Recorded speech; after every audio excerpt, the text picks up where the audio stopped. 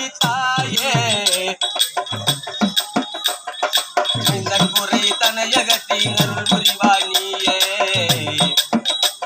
நம்ம இந்த குறை தனையகத்தி அருள் புரிவாய் நீயே மகமாரி தாயே மகமாரி தாயே இந்த குறை நீ அகற்றி அருள் புரிவாய் நீயே இந்த குறை நீ அகற்றி அருள் புரிவாய் தாயே லோகமாதா மகமாரி தாயே எங்கள் மகமாரி தாயே இந்த மைந்தன் குறை தனையகத்தி அருள் புரிவாய் நீயே இந்த மைந்தன் குறை தனையகத்தி அருள் புரிவாய் நீயே மகமாரி தாயே மகமாரி தாயே இந்த குறை நீ அகற்றி அருள் புரிவாய் நீயே இந்த குறை தனை அகற்றி அருள் புரிவாய் அகிலமெல்லாம் அழகையாக உருவெடுத்தவள் அகிலமெல்லாம் அழகையாக உருவெடுத்தவள் இந்த அகிலமெல்லாம் அழகையாக உருவெடுத்தவள்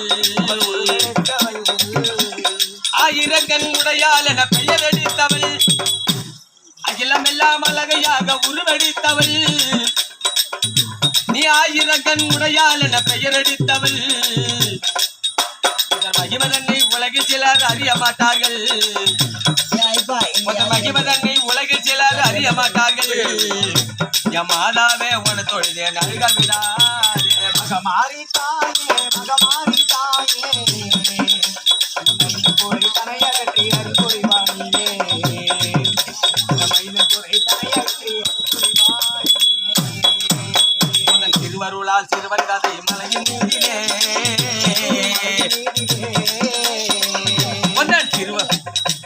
திருவருளால் சிறுவன் கதை மலையின் மீதிலே கேள்வி சுடராய் விளங்குகின்றாய் பௌர்ணமியிலே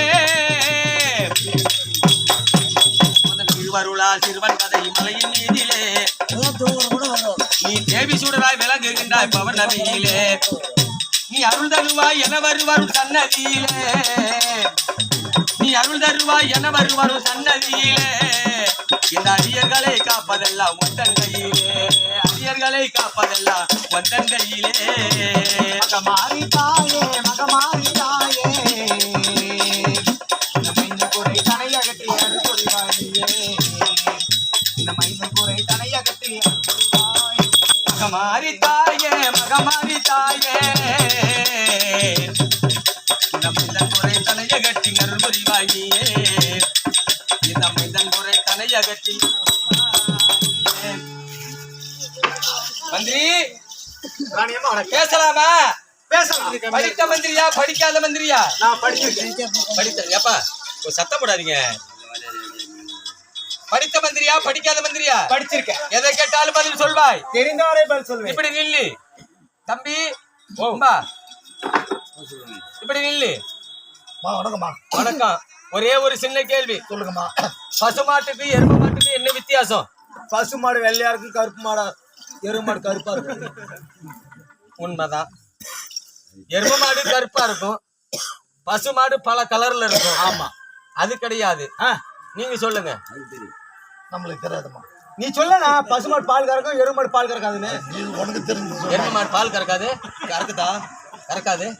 கறக்குன்னு சொல்ல. ஏய் சொல்ல மாட்டேன்டா. எருமை மாட்டுக்கும் பசு மாட்டுக்கும் என்ன வித்தியாசம் அப்படிங்கறாங்க. எனக்கு தெரிஞ்சதுல யாரு எருமை மாடு யாரு பசு மாடு? நான் வந்து பசு மாடு, நீனு நான் எருமாடா இருக்கிறேன். சொன்னா இப்ப எதுக்கு இந்த கதைன்னு கேட்டியா? பசுமாடு கட்டிருக்கிற இடத்துல சாணி கிடந்தாலும் அது மூத்திர விட்டு கிடந்தாலும் அதுல ராம்படி அதுல படுக்கவே படுக்காது. படுக்காது. அது சுத்தமா இருந்தாதான் சுத்தமா இருந்தாதான் படுக்கும். எருமை மாடு அது சாணி போட்டிருந்தாலும் அது மூத்திர விட்டுருந்தாலும் அதிலே படுத்துக்கும். அதிலே படுக்கும். அங்கேயாண்ட கையை நிட்டுற அதிலே படுக்கும். அதிலே படுத்துக்கும். ஒன்னாச்சா? ஒன்று. இன்னும் ஒண்ணு, பசுமாடு எவ்வளவு நேரம் வேணாலும் வெயில்ல விட்டா மேய்ஞ்சுக்கிட்டு இருக்கும், மேயும். ஆனா எருமை மாடு வெயில் தாங்காது. வெயில் தாங்காது. சாக்கடை, ஒலை, ஒலை, குட்டை, குட்டை எந்த இடத்துலயாவது தண்ணி இருந்தா போய் பெறலும், போய் அடைஞ்சிக்கும். ஆனா பசும்பாலை விட எருமை பால் திக்கா இருக்கும். நல்லா இருக்கும். திக்கா இருக்கும். சரி. பசும்பால் வந்து பசும்பாலை கறக்கும் போது பசும்பாலை குடிச்சா தாய்ப்பாலுக்கு சமமா இருக்குமா? சரி, எப்படி? தாய்ப்பாலுக்கு சமமா இருக்கும். எருமை பாலை குடிச்சா அது தாய்ப்பாலுக்கு சமம் கிடையாதான். அந்த எருமை பால் குடிக்கிற முறை எப்படி இருப்பான் தெரியுமா? எப்படி? எருமை மாடு எப்படி மத இருக்கும் அப்படி இருப்பானோ. ஐயா ஏன்டா எருமையாட்ட நிக்கிற அப்படின்னு சொல்றாங்க. அந்த மாதிரி எருமைக்கு பிறந்த எருமை நாய சொல்றத கவனமா நான் என்ன சொல்றேன்னு கேட்டு பேசுறேன்.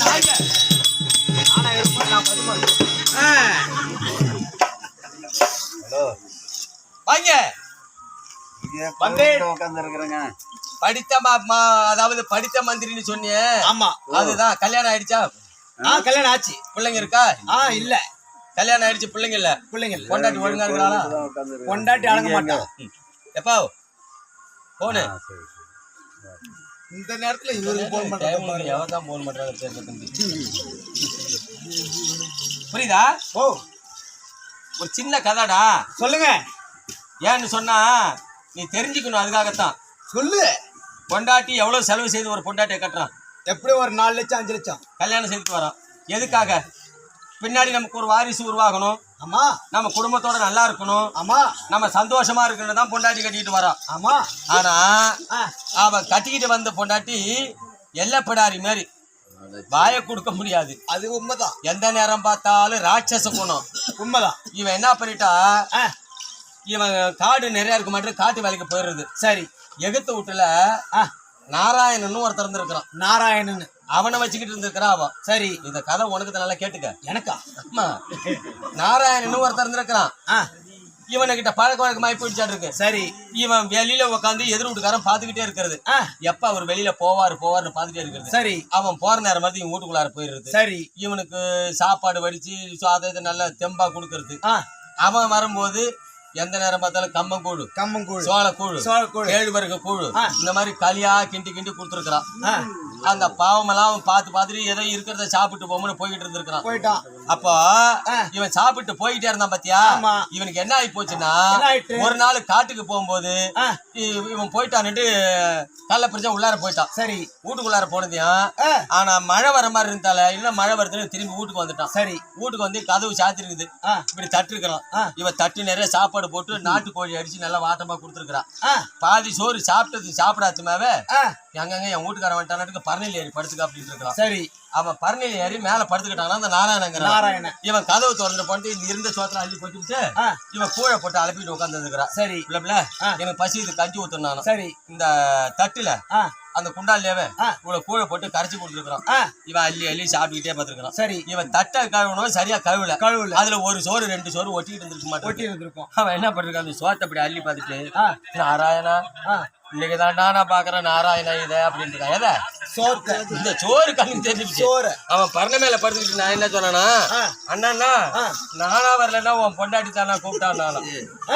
இவன் எதை சொன்னா, அவன் சோத்த சொன்னான். கிருஷி கம்யூனிட்டி குடும்பம் கம்யூனிட்டி பொண்டாட்டி வந்துட்டு சரி மந்திரி காமாதி அவருக்கு கற்பம் விடுத்துக்கிட்டு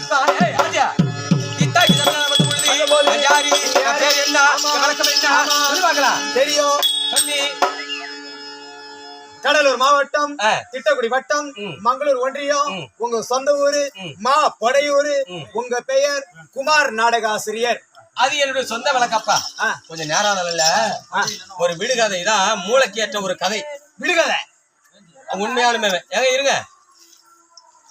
ஒரு பெண்ணு சரி வீதியே வந்திருக்காங்க. அங்க ஒருத்தன் என்ன சொல்றான், பூ மேல பூ வச்சு போற பொண்ணு, பூ மேல பூ வச்சு போற பொண்ணு கையிலே பிறந்து, அதாவது கையில பிறந்து வாயில வந்தவன் வீடு எங்கன்னு கேட்டிருக்கிறான். கையில பிறந்து வாயில வந்தவன் வீடு.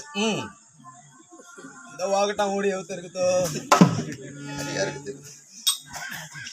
வயசுல இங்க வாடா என்ன இருக்குடா அதுக்கு அவன் என்ன சொல்றான், ஆண்டவன் அருளால ஆசாரி பொருளால வந்த பையா.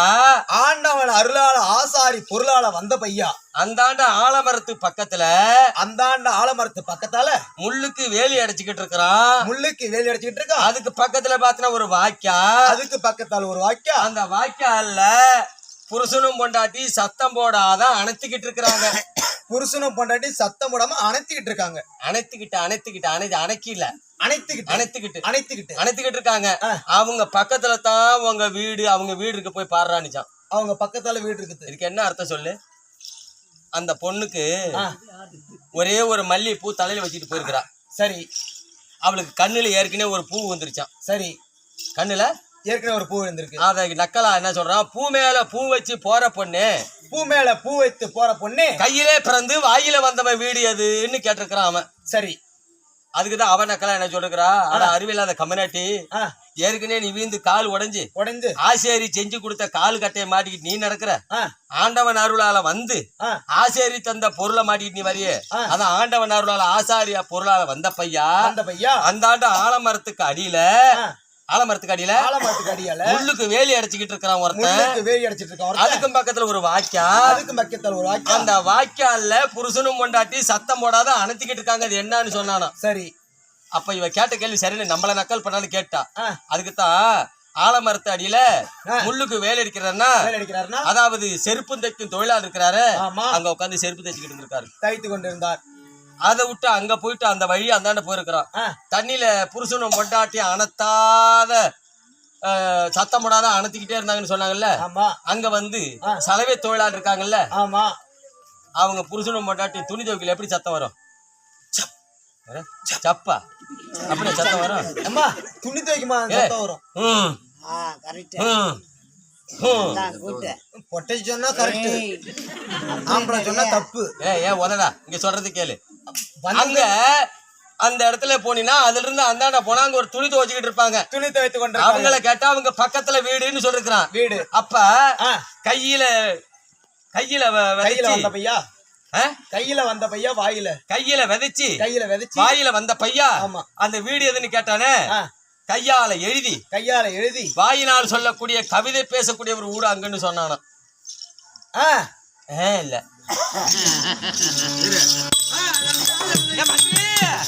என் சொந்த பேர் கேட்க கிடையாது. நம்ம ஆடு வேலை கட்டுட்டு பண்ணாலியா, ஆடு வேலை காத்துட்டு கேட்பானியா. இப்ப பெரு சபையில ஏன்டா சொல்லிட்டு இருக்கிறேன்? அப்படி வேஷம் விடிஞ்ச மோசம், மோசமான வேஷத்தை கூட சொல்லி இதுக்கு என்ன பேரு? இதுக்கான பேரு குண்டம் தின்னா போதாது, இங்க இருக்கணும். இதுக்கான பேர் நம்ம எனக்கு தெரியாதுமா, சொல்லி காமிச்சா.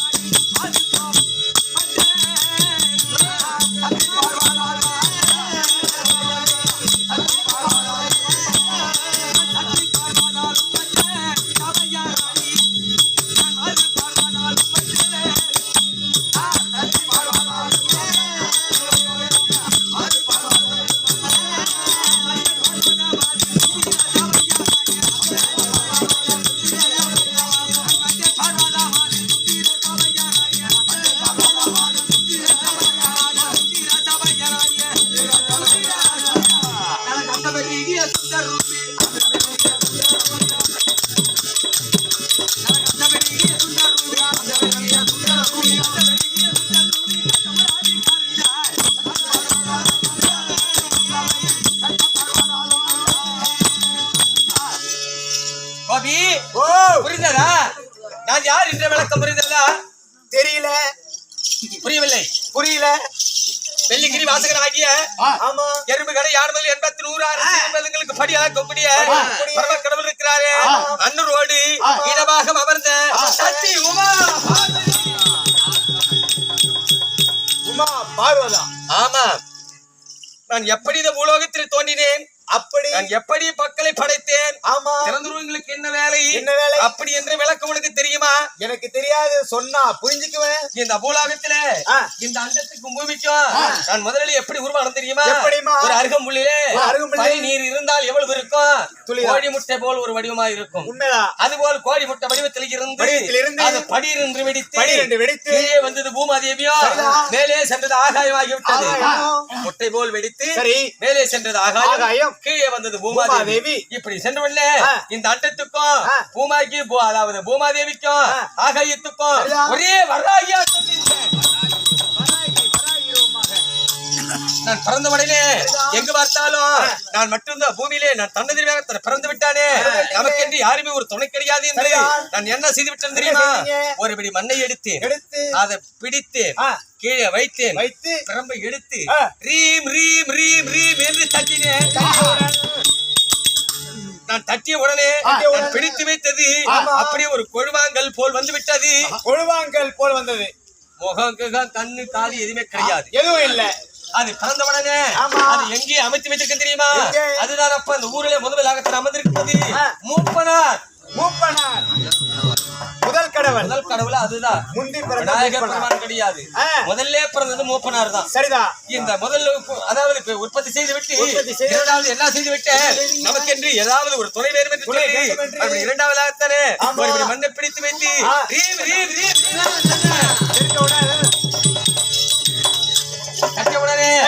என்ன பிறந்திரியுமா? கைகாலோடு அரக்கர் குலத்தோடு ஒரு அரக்கன் பிறந்தார். அவனை பிடித்து மார்படலாம் கிழித்து தூக்கி எரிந்து இடமெல்லாம் அவன் ரத்தம் எங்கெல்லாம் ஓடி விழுந்ததோ அதெல்லாம் செம்மன் ஆகவும் இந்த கரு சதிகள் ஓடி விழுந்த இடமெல்லாம் அதாவது கருமன் ஆகவும் கைகால் எலும்பெல்லாம் ஓடி விழுந்த மரம் செடி கொடியாளத்தர் உற்பத்தி ஆகிவிடுவது போல. சரிதா. மூன்றாவது நமக்கென்று ஒரு உரிமை இல்லை என்று மூன்றாவது என்ன செய்து விட்டேன்? என்ன பிடித்து ரீம் ரீம் ரீம் ரீம் என்று தட்டினேன். தங்கா தங்கா தங்கா தங்கா என்று வந்தது. தங்கா தங்கா என்று வந்தது. நமக்கேற்ற கணவன் வேணும் என்று நாம் உற்பத்தி செய்யக்கூடிய நேரத்துல தங்கா என்று வந்தது. அவர் யார் தெரியுமா? திருப்பதியில் வந்திருக்கிறாரு வெங்கடாஜலபதி. ஆமா சரி. நான் என்ன செய்து விட்டேன்? நமக்கென்று ஒரு மறுபடியும் ஒரு துணை வேணும் என்று ஒரு மண்ணை பிடித்து வைத்து ரீம் ரீம் என்று தட்டினேன். பெண்ணே என்று வந்தார். மன்னவா என்று சொல்லக்கூடிய நேரத்தில் நான் பிறக்கும் போது 3 கண்ணோடு பிறந்து விட்டேன். நீங்க ஆமா சரி. இந்த 3 கண்ணோடு பிறந்த உடனே அவர் என் கிட்ட நெருங்கக்கூடிய நேரத்தில் அவரால் நெருங்க முடியவில்லை. என் நெற்றிக்கண்ணானது அவரை துரத்தி கொண்டே இருந்தது. சரி பார்த்தேன். அவர் என்ன செய்து விட்டார்? உன்னை மணக்க வேண்டும் என்றால் உன் கிட்ட இந்த நெருங்க விட கிடையாது நெற்றிக்கண்ணானது அப்படி என்று நெற்றிக்கண்ணை எனக்கு கொடும் என்று அந்த நெற்றிக்கண்ணை பிடித்து சிவனுடைய நெற்றியை அணிந்து கொண்டார். சரி அப்ப இந்த இடம் பள்ளமாயிடுச்சு இந்த நெட்டி நடுவில். ஆமா சரி. இது பள்ளமானோடதான் பள்ளமானியோட பெண்கள் எல்லாம் இங்க குங்குமம் வைக்கிறாங்களே, பெண்கள் எல்லாம் இங்க குங்குமம் வைக்கிறாங்க. அந்த இடத்துல மண்ணல் அப்படியே வச்சு விட்டாரு. நீங்க மண்ணல் கொஞ்சம் கொஞ்சம் வந்துச்சா நெற்றிக்கண்ணு எடுத்த உடனே சரி. அதுதான் பெண்களுக்கு இந்த இடம் பள்ளம் எடுத்து குங்குமம் வைக்கிறது. இங்க பள்ளம். ஆமா அப்போ என்னை எரித்து மறுபிரிவிலாகத்தானே நான் படுவாத ராஜனிக்கா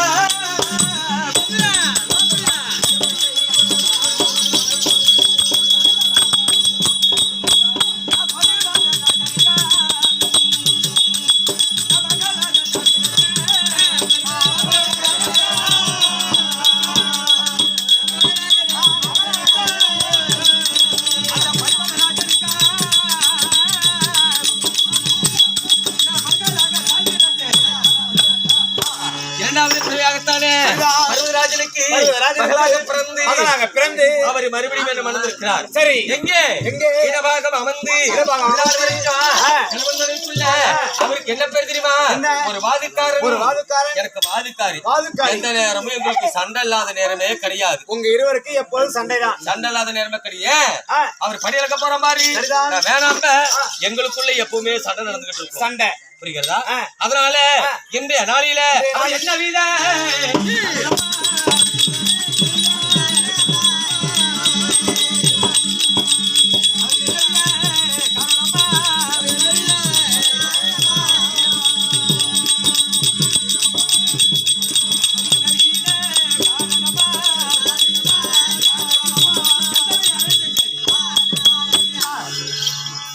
Thank you.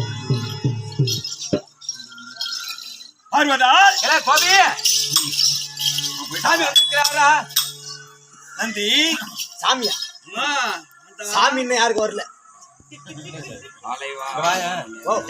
சரி நான் கேக்குறேன் உம்மா உன்னை பெத்தால செஞ்சாலடா கடையில வாங்கிட்டு வந்து அடி வாங்காத பேசு கடையில வாங்கிட்டு வந்தா கடையில வாங்குற பிள்ளைங்க நல்லா இருக்கும் மூக்க பறி ஜீமேன ஊத்துற பொண்ணலாட்டம் அல்லது சாமி என்ன பார்வதா காலை வாகனமே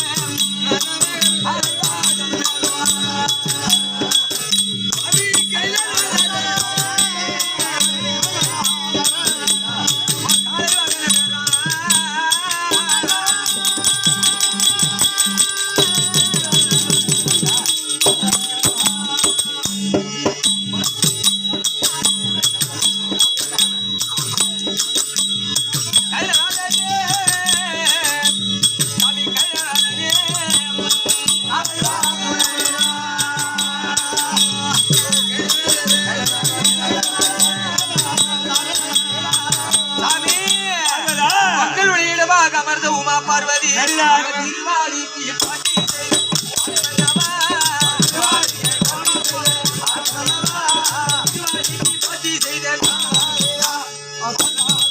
சாமி பார்வதா தங்களுடைய பாதம் இந்த கமல்களுக்கு மனைவி ஐய சக்தி உமா பார்வதி அப்ப பிரதுவ வாயு தேவ ஆகாசம் என்று சொல்லக்கூடிய இந்த 5 பஞ்ச பூதங்களையும் 5 மடங்கு அகல நிறுத்தி தங்களுடைய வாசல காணிக்கை செலுத்தி கொடான கோடி வணக்கம் பார்வதா வெள்ளை